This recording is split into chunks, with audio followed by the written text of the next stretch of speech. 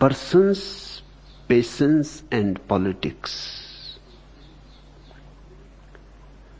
मोहम्मद यूनुस ने इस किताब में कुछ बड़ी महत्वपूर्ण बातें उद्घाटित की।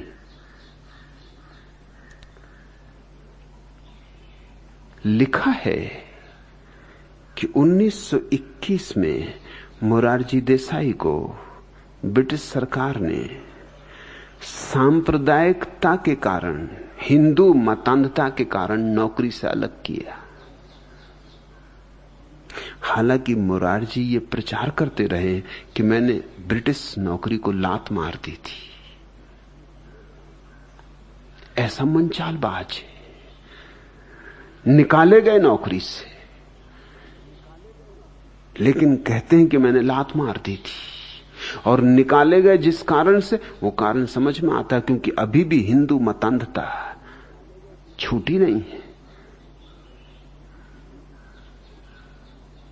दिखाते हैं अपने को गांधी का अनुयायी, लेकिन गांधी से ज्यादा अनुयायी है गॉडसे के। मोरारजी देसाई और वल्लभ भाई पटेल दोनों को यह पता था कि महात्मा गांधी की हत्या की योजना की जा रही। मोरारजी देसाई तब महाराष्ट्र के मुख्यमंत्री थे और उनको खबर थी, लेकिन उस खबर पर कोई भी व्यवस्था नहीं की गई।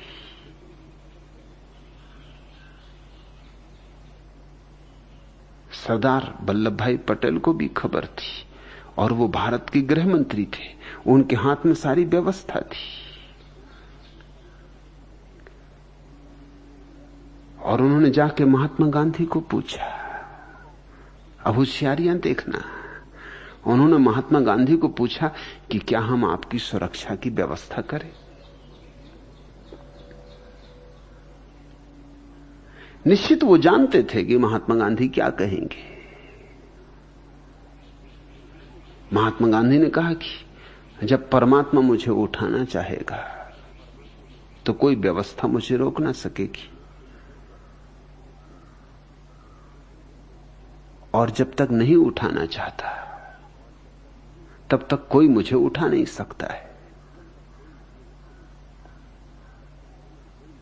इसलिए व्यवस्था की कोई जरूरत नहीं। तुम्हें लगेगा कि बात तो बड़ी कीमत की महात्मा गांधी ने कही, मुझे नहीं लगता कि इसमें कुछ कीमत की बात है। जरा भी कीमत की बात नहीं, क्योंकि अगर गॉडसे के द्वारा परमात्मा तुम्हें मारना चाहता है तो सरदार वल्लभ भाई पटेल के द्वारा सुरक्षा करवाना चाहता। तुम बीच में आने वाले कौन?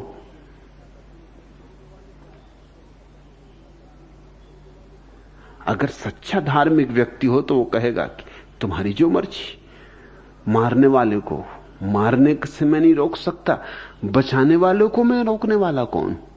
लेकिन बेईमानी देखते हैं, इसमें कुछ धार्मिकता नहीं है, कोई ध्यान का बोध नहीं है। हालांकि तुम्हें यह बात बहुत प्रभावित करेगी, बहुतों को प्रभावित करती। कहा यह है धार्मिक व्यक्ति, कहता है ईश्वर उठाना चाहता है तो कोई रोक नहीं सकता, और ईश्वर रोकना चाहता तो तुम क्यों रोक रहे हो? आखिर किसी के द्वारा ही उठाएगा। ईश्वर भी नाथूराम गॉडसे के द्वारा उठवाया तो किसी के द्वारा ही बचाएगा। मुझसे लोग पूछते हैं कि आप सुरक्षा का इंतजाम बंद क्यों नहीं करवा देते? मैं कौन हूं बंद करवाने वाला? जब मैं छुरे फेंकने वाले को नहीं रोक सकता तो संत महाराज को कैसे रोकूं? जो जिसकी मर्जी हो करे। छुरा फेंकने वाला छुरा फेंके, रोकने वाला रोके। मैं खेल देख रहा हूं, इससे ज्यादा मेरा प्रयोजन नहीं है। संत को तो रोकूं और छुरा फेंकने वाले को तो रोक नहीं सकता, तो ये तो छुरा फेंकने वाले को मेरा साथ हुआ। ये तो किसी न किसी रूप में आत्महत्या की वृत्ति हुई। मगर आत्महत्या की वृत्ति भी आदमी बहुत अच्छे आवरण में रख सकता है। महात्मा गांधी को लगने लगा था कि वो खोटे सिक्के हो गए, क्योंकि जैसे ही सत्ता उनके शिष्यों के हाथ में गई, उन्होंने महात्मा गांधी की सुनना बंद कर दिया था। उन्होंने कहा जब तक देश को आजादी नहीं मिली थी वो मेरी सुनते थे, अब मेरी कोई नहीं सुनता, मैं खोटा सिक्का हो गया हूं। और मरने के कुछ दिन पहले उन्होंने ये कहा था कि पहले मैं 125 वर्ष जीना चाहता था, अब नहीं, अब मेरी कोई जरूरत ही नहीं, मेरी कोई सुनता नहीं, मेरी कोई मानता नहीं, मैं बिल्कुल व्यर्थ हूं। ये आत्मघात की सूचनाएं उन्हें भी पता नहीं कि वो क्या कह रहे हैं। मैं 125 वर्ष जीना चाहता हूं, यह भी वासना थी। अगर परमात्मा पहले उठाना चाहता है फिर क्या करोगे? जिद करोगे कि मैं 125 वर्ष जीऊंगा ही जीऊंगा। मैं तो 125 वर्ष जीना चाहता हूं, यह भी वासना थी। और अब यह वासना है कि जल्दी उठा ले, क्योंकि अब मैं किसी काम का नहीं रहा, मेरी कोई मानता नहीं। मनवाने की इतनी आकांक्षा कि जीवन को भी कोई मूल्य नहीं रहा। माने लोग, मैं जो कहूं वो माने तो ठीक, तो 125 वर्ष जीना है। और मानते ही नहीं कोई मेरी, तो अब जीने में भी क्या सार है? मतलब जीने का इतना ही अर्थ था कि अनुयायी आज्ञाकारी रहे। मजा अनुयायी के आज्ञाकारी में था। ऐसा जाल चलता है। अभी कल मैं मोरारजी देसाई का एक वक्तव्य देखा जिसमें उन्होंने भी ईश्वर पे थोप दिया सब, कि मैं तो ईश्वर की मर्जी से जी रहा हूं।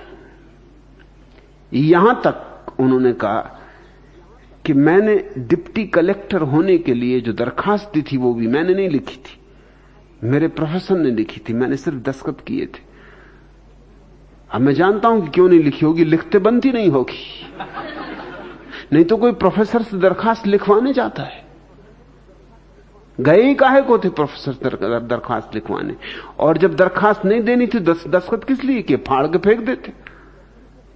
कोई मजबूरी थी कि प्रोफेसर ने दरखास्त लिख दी और तुम्हें दस्तखत करने ही पड़ेंगे? अरे जब तुम्हें नौकरी नहीं करनी थी तो दरखास्त फाड़ देते, जैसा दस्तखत किया ऐसे फाड़ के जयराम जी करके घर आ जाते।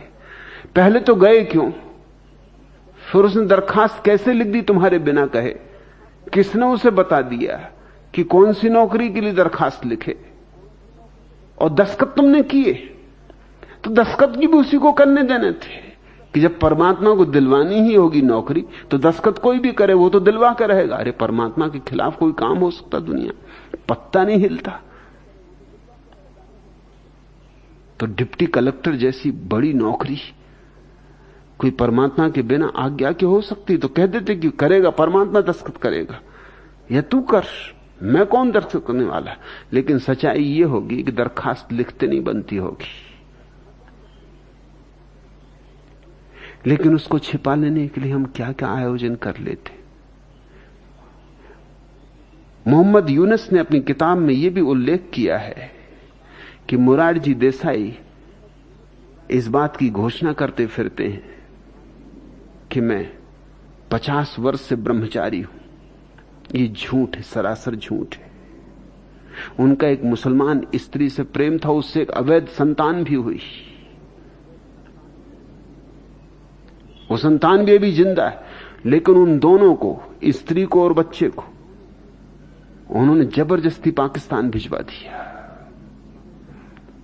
कि न रहेगा बांस न बजेगी बांसुरी। वो पाकिस्तान में, वो बेगम अभी जिंदा है जिससे उनका प्रेम था। हां, पत्नी से ब्रह्मचारी रहा होगा। पत्नी से ब्रह्मचारी कौन नहीं होना चाहता? ऐसा तुम पति देखोगे जो पत्नी से ब्रह्मचर्य का व्रत न लेना चाहे? यह सच होगा। लेकिन ये जो बेगम थी, इससे प्रेम का चला सिलसिला, इससे बच्चा भी पैदा हुआ। वो बच्चा भी जिंदा है, बेगम भी अभी जिंदा है। उसको पाकिस्तान भिजवा दिया, व्यवस्था की पाकिस्तान भिजवाने की, क्योंकि जब मोरारजी देसाई फिर से भारत के प्रधानमंत्री बन बैठे, सत्ता में आ गए, तो वो बेगम भारत यात्रा के लिए आई। पाकिस्तानियों को सामान्यतया खुला वीसा दिया ही नहीं जाता। उनको तो जिस जगह जाना हो उस एक जगह का वीसा दिया जाता। अगर बंबई तो बंबई, वो बंबई छोड़ के हर के नहीं जा सकते। लेकिन इस बेगम को खुला वीसा दिया गया, वो भारत भर में भ्रमण कर सकी, सरकारी विश्राम स्थलों में ठहरी। इतना ही नहीं, दिल्ली में वेस्टर्न कोर्ट में उसकी ठहरने की व्यवस्था की गई।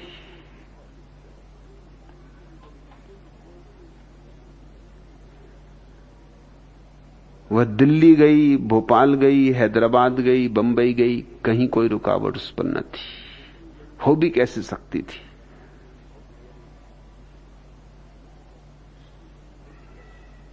लेकिन ब्रह्मचरी का थोथा पाखंड फैलाए फिरते।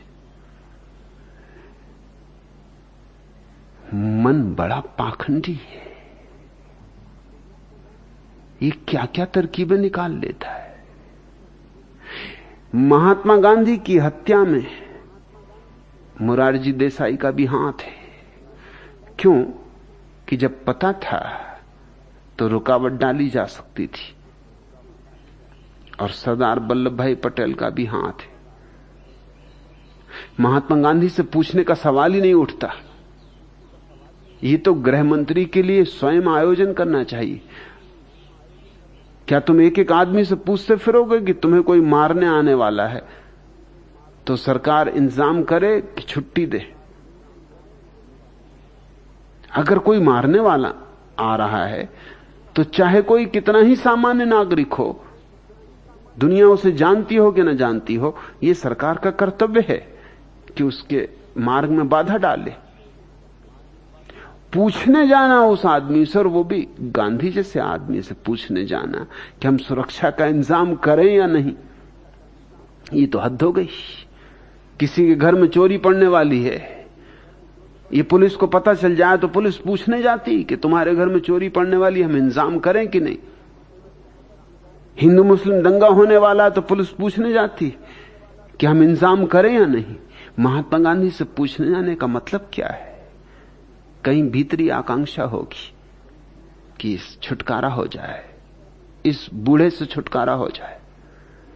महात्मा गांधी की हत्या के 7 दिन पहले ही सरदार वल्लभ भाई पटेल ने लखनऊ में आरएसएस की एक विशाल रैली को संबोधन किया था और वहां उनकी बड़ी प्रशंसा की थी कि इस तरह के राष्ट्र सेवक चाहिए। यह कुछ आकस्मिक नहीं है कि भारत में जो जनता पार्टी बनी जिसने मोरारजी देसाई को सत्ता में पहुंचा दिया, वो मूलतः राष्ट्रीय स्वयंसेवक संघ के बल पर ही खड़ी थी।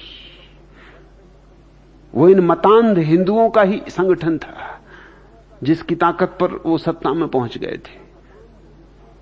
और उनको सत्ता में बिठाने का राज ये था कि भीतर से वो बुनियादी रूप से हिंदू वाद के समर्थक हैं। तो गांधी को हटाना चाहा होगा, कह नहीं सकते सीधा सीधा। नाथूराम गॉडसे ने छुटकारा दिला दिया तो राहत की सांस ली थी भारत के इन तथाकथित नेताओं ने कि झंझट मिटी, अब हम निश्चिंतता से जो करना है करें। अब कोई बाधा ना रही, कोई कांटा ना रहा। आदमी बहुत चालबाज है, फिर रोए और भाषण देंगे और हर तरह का शोरगुल मचाएंगे कि बड़ा इनके ऊपर छाती पर दुख आ पड़ा है, टूटे जा रहे हैं, मरे जा रहे हैं, और हर साल श्रद्धांजलि चढ़ाए जा रहे हैं और राजघाट पर बैठ के चरखा चलाए जा रहे हैं। मन के इन सारे धोखों से जागना, मन के पाखंड से जागना ध्यान है। लेकिन डर लगता है जागने में, क्योंकि तब तुम्हें अपनी सारी बेईमानियां देखना पड़े, अपने सारे जाल जो तुमने ही बिछाए,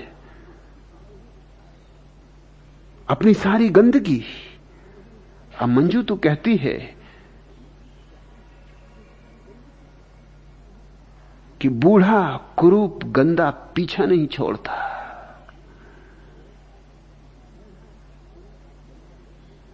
बूढ़ा है निश्चित, क्योंकि बहुत प्राचीन है, सदा सदा से जन्मों जन्मों से पीछे लगा है। कुरूप भी है, गंदा भी है,